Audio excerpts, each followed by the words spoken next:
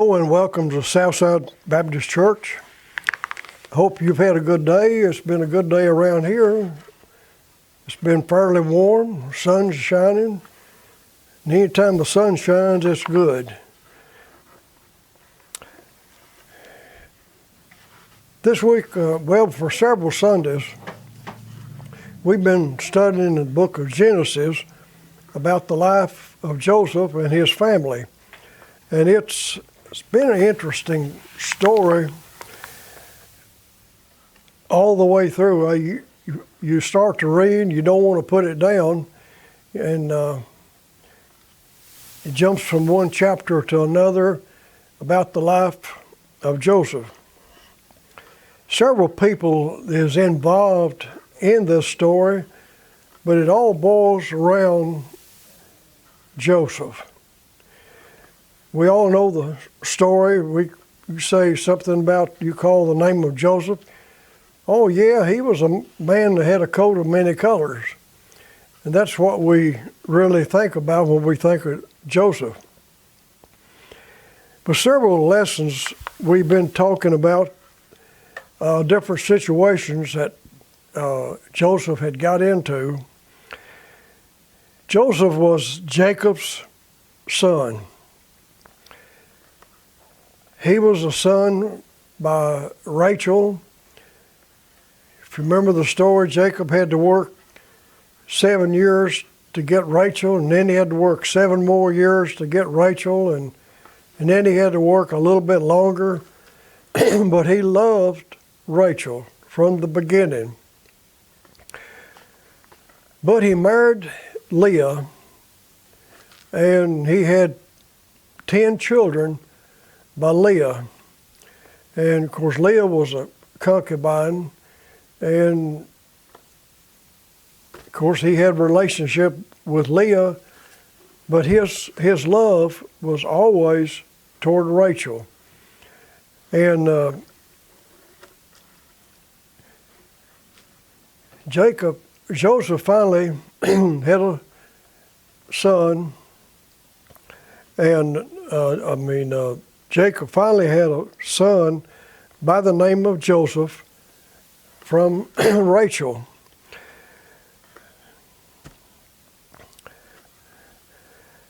And Joseph was Jacob's favorite son. He caused a lot of problems by showing partiality. That's where a family gets in trouble and causes a lot of family problems, because if they have more than one child, it's not always the situation, but a lot of times there's partiality on one or more children. And if you got one, you know you're going to be partial to that one because you got no competition. But Joseph, he was a favorite. And he loved Joseph so much that he had him a coat made of many colors. The coat had long sleeves and a long robe. It touched almost to the ground. And it was more or less, you wore that if you was going to a feast or some kind of a party where you'd really dressed up, and he would dress up. Before it's doing any work in the field, you couldn't do work in the field with a long robe and long sleeves. Because most of the ones that worked, they had short coats and short sleeves, or either they had their sleeves rolled up and their robe rolled up where they could bend over to do whatever kind of work that they were doing. So this was the beginning of a problem. Instead of loving all his children the same, he was partial to Joseph, and this caused a problem in the family. Jealousy, hatred towards Joseph and toward the family. Joseph had dreams that he would be ruler over the family and that even made hostility even worse. Jacob sent Joseph to the field to check on his sons. He didn't think that they were doing exactly what they should, because there must have been a little bit of resentment in the family and among the brothers for Jacob to want Joseph to go out and check on them, because with their attitudes, they was probably doing something. Of course, the Bible don't tell us what they were doing that they shouldn't be doing, but they were doing something that went against the grain. So Joseph went out and he checked on them, but he didn't do any work. And the sons were doing something they shouldn't be, and Joseph reported this to Jacob.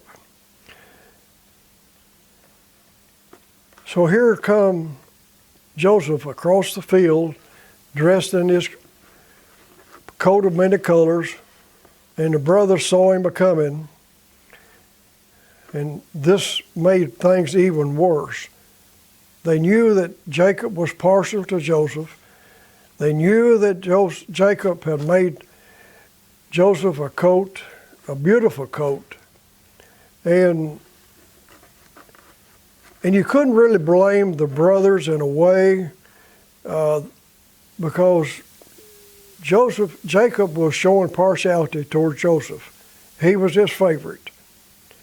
This, as a parent, this shouldn't have happened. Jacob should have treated all his kids exactly the same way, even though they had different mothers. They should all have been treated the same. But it didn't happen that way, and this was the beginning of things really going downhill for the whole family. So when the brothers saw Joseph coming across the field, they said, "Here comes that dreamer." Because he had already dreamed and told them what the dream was, that he would be ruler over them one day. Well, instead of the brothers taking this lightly, that, oh yeah, he's young, he's not going to be the ruler over us, and just kind of cast it off, maybe a little resentment, but don't carry so far as to really want to cause a lot of problems. But it didn't. So when they saw Joseph coming across the field, they said, here comes that dreamer, let's get rid of him. So they sat and debated on it. They said, well, we'll put him in one of these pits. Of course, in those days, there was a lot of pits. Some of them had water in them. Some of them was just muddy, marshy, and some of them was just dry. Well, it was lucky that they put Joseph in the one that was dry. There was no way to get out. They was that deep. He didn't have a rope, no way to climb out. But you don't see, the Bible don't say anything about Joseph trying to defend himself or trying to fight the brothers to keep them from hurting him. It don't say that at all. It's almost like the story of Jesus. All the treatment they did to him, he didn't say a word. They did what they wanted to do, and he just took it and didn't say anything. And this sort of way Joseph was, he took whatever the brothers was dishing out, and he took it. Now, we don't know whether he had an insight that God was working on this situation, but he was going to be faithful. And that's what the story really is all about. In Joseph's life, he was faithful. He did not give up, even though all the things that was going to happen to him. He kept right on. He accepted all the treatment that he got and didn't complain about it.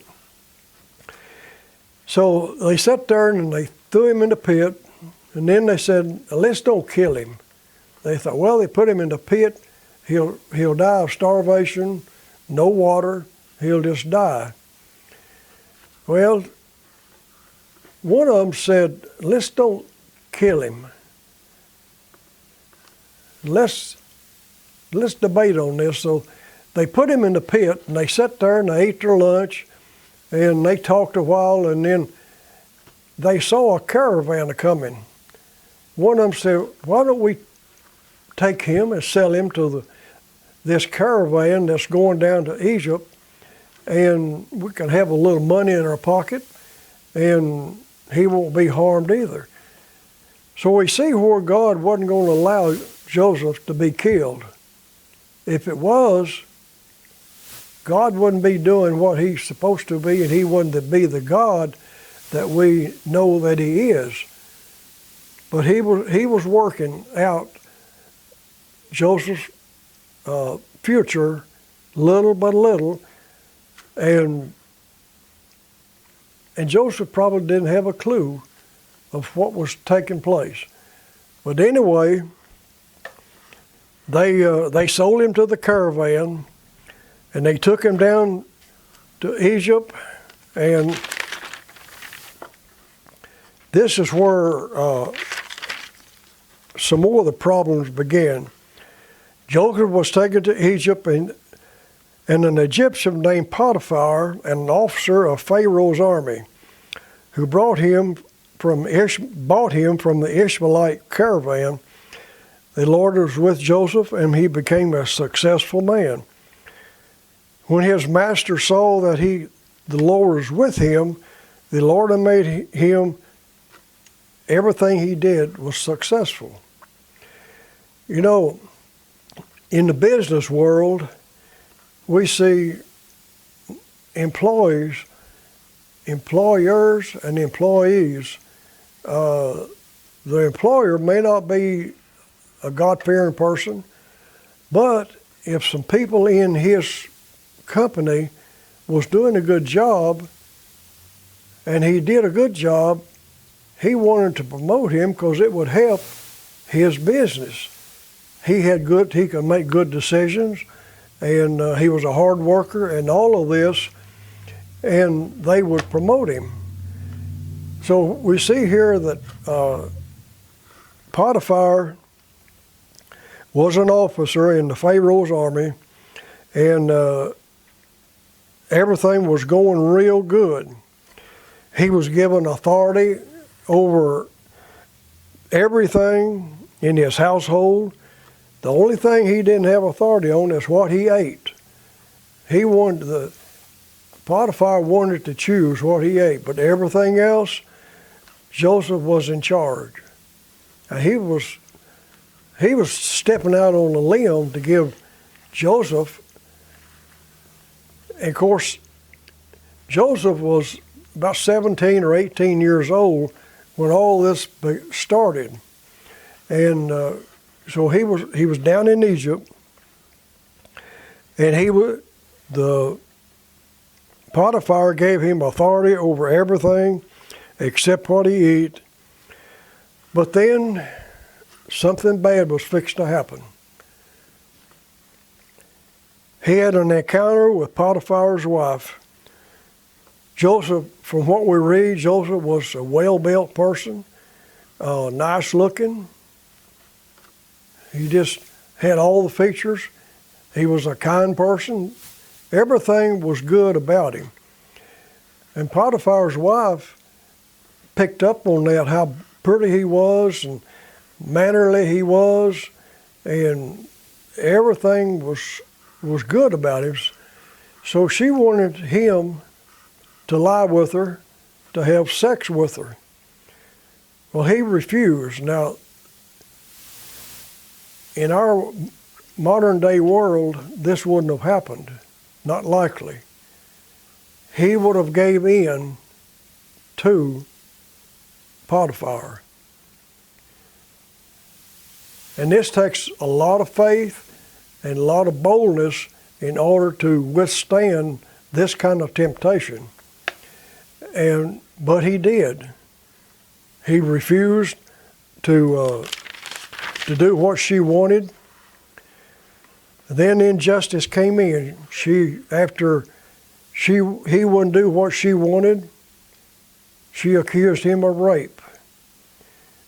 Well, Potiphar she went to her husband and told him what he did, and Potiphar had him put in jail for a crime that he didn't commit. But in this, God was with him, even in jail.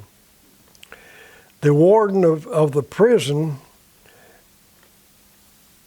seen how Joseph acted and the leadership that he had, and he put him in charge of all the prisoners. And we can see God, little by little, was working in Joseph's life, putting him from one place to another. So he was taken one day at a time. We, even in our life, we have ups and downs. We've dealt with COVID. We've dealt with tornado. We've dealt with ice storms. And then just individuals has difficulty and things going on in their life. So we have our ups and downs. And Joseph had his ups and downs. But through all of this, as I said a while ago, the scripture doesn't say anything about Joseph complaining, trying to fight back, trying to get even. He was just, as we say, a good old Joe. And he was taken one day at a time. God was leading him one day at a time. He knew that things was going good, and then things were going bad. It was just kind of almost like a yo-yo. But Pharaoh has some dreams. He couldn't interpret it.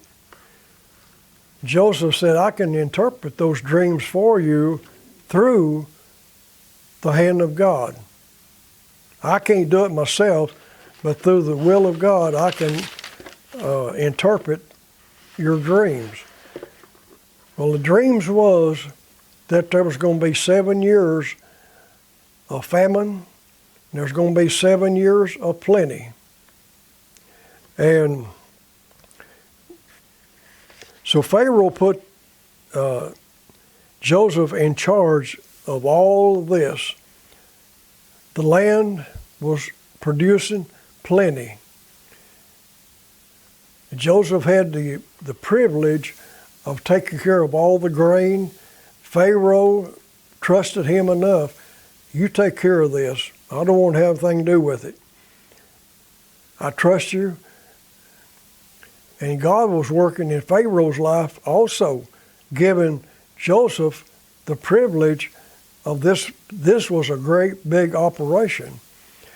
So all the harvest that the farmers were producing was a plenty. And he began to store it in every place he could find a place that he could store all the food. Because this dream was that there's going to be 7 years of good. And then there's going to be 7 years, nothing. No food, couldn't raise anything. It probably was a drought, and there would not be any food. So Joseph was in charge of all of this, and he was measuring everything that came in. But there was so much that was coming in, he just quit even measuring it. He just kept stocking it up. So that brings us in to next to the last lesson about Joseph's life. It's called Pitfall of Bitterness. We know, of course, going back to Joseph's brothers, they betrayed him. Instead of loving him and accepting the situation as it was, no, they couldn't do that. So they betrayed Joseph. Then Joseph, he went from place to place, but God was with him, and he made him successful. Even in prison, he made him successful. The warden gave him charge of all the prisoners. Then Pharaoh gave him in charge of all the food that was coming in, and to fill up all the warehouses that they could find. But relationships can only move forward with forgiveness. Now, through this, Joseph could have been very bitter. He could have had a lot of hatred of what his brothers had done to him. So we look in Genesis 45, 1 through 3. Then Joseph could not refrain himself before all of them that stood by him. So Jacob had heard that in Egypt, part of Egypt had a lot of food. And he was going to send his sons down to buy food to get them through for a while. And they didn't want to go because they wasn't too sure that Joseph might be down in Egypt and he might want to kill them. So they hesitated to go down there, but they went. And when they got there, that's where we're picking up here. When the brothers came in, he recognized them right off. They didn't recognize him. This had been something like 13 years that they hadn't seen him. And they changed. He might have he got 13 years older. His brothers got older. And in 13 years, people change, and you may not recognize them. But now how Joseph recognized them right off, but they didn't recognize him. So he said, Joseph could not refrain himself before all them that stood by him, and he cried, cause every man to go out from me, and there stood no man with him. While Joseph made himself known unto his brethren, he wept aloud that the Egyptians and the house of Pharaoh heard him. And Joseph said unto his brothers, I am Joseph, doth my father yet live? And his brothers could not answer him, for they were troubled at his presence. So as I said, Joseph recognized his brothers. And he could have been mean. He could have given them a hard time. He could have put them in prison. But he couldn't refrain himself because he had already forgot what they had done to him. Because the Lord had blessed him beyond measure. Because everywhere he went, after just a little while, he was in charge of this, he was in charge of that, and kept on that he had probably had one of the biggest responsibilities that anybody could have, taking care of all this grain. So when the brothers came in, some of the Egyptians and other people was probably in the same room, and he wanted them to get out. He wanted all of them out except his brothers. And when they went out,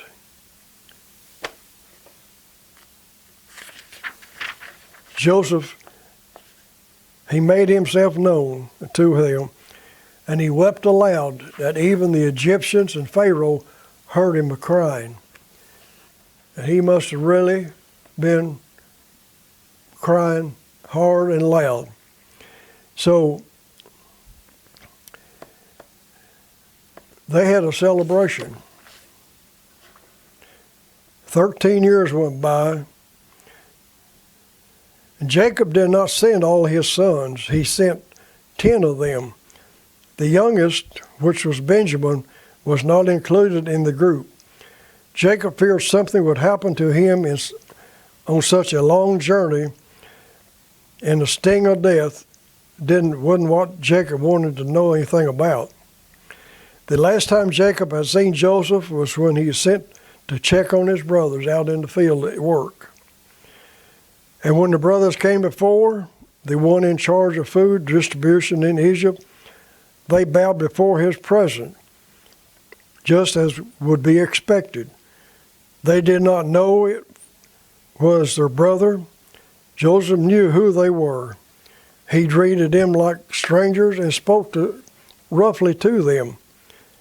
Then he tried to explain who they were and why they had come.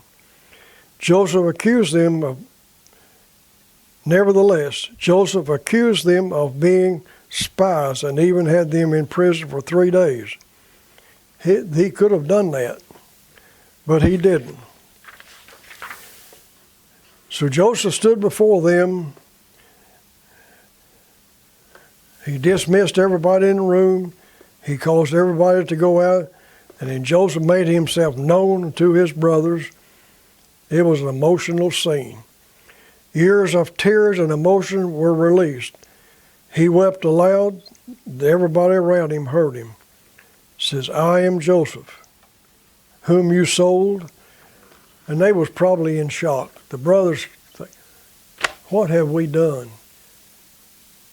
What did we do 13 years ago? They had a guilty conscience terribly. And they probably thinking, what's he going to do to us? How's he going to get revenge on us?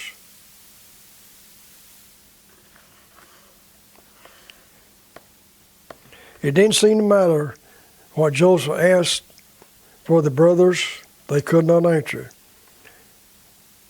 He wanted to know if his father was still alive. But they was in such a shock they couldn't even answer him. And then Joseph said to his brethren, come near me, I please. What he was saying says, please come near to me, get closer to me. They came near and he said, I am Joseph, your brother, whom you sold in Egypt. And therefore be not grieved nor angered with yourselves that ye sold me hither. For God did send me before you to preserve life. At this point, we see that Joseph realized that God has been working in his life from the beginning. But he took it. He didn't have any anger toward the brothers. He had no anger towards his dad. The only thing he had was love and respect and thankfulness that his brothers came down to buy food, and he got to see his brothers one more time. And I can imagine this was a rejoicing, a celebration. He says, haste ye and go up to my father and say to him, thus saith thy son Joseph, God hath made me Lord of all Egypt. Come down unto me, tarry not. And thou shalt dwell in the land of Goshen. Thou shalt be near me, thou and thy children, and thy children's children, and thy flocks, and thy herds, and all that thou hast. And there will I nourish thee, for yet there for 5 years of famine, lest thou and thy household and all that thou hast come in poverty. So Joseph had stored up all the food, and everybody around was going to have a plenty for the 7 years of famine. And he was celebrating. He was thankful that God allowed him to be able to do this and gave him the authority to store this grain up. And he was thankful that from 13 years ago, he got to meet with his family again. And all his family was together. And Joseph said, all of you come down. Everything that you have, you come, and I'm going to put you in the land of Goshen. And Goshen was a land with good land, close to rivers, productive land, that they could work it and produce their own food in time after the famine was over. So he said, "You all." Now this took a lot of planning, a lot of packing, and a lot of work for all the family to get together. I read somewhere where it was something like 70 people involved in the family that came down. And that took a lot of work for them to get everything together and all their household goods. If they had any cattle, to get them all down to the land of Goshen. And Joseph said, I'm going to